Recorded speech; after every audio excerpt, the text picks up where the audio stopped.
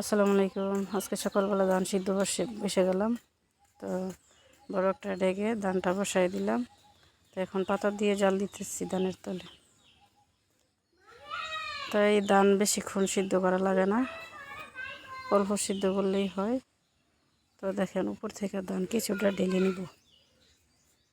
তো এমন বড় পাতিল তো আর ঢালা সম্ভব না একসাথে, তো উপর থেকে ঢেলে নিব। তো যে দেখেন দুইজনে বাঁশ দিয়ে ডেকটা নামাই নিলাম। তো এখন ঢেলে নিব।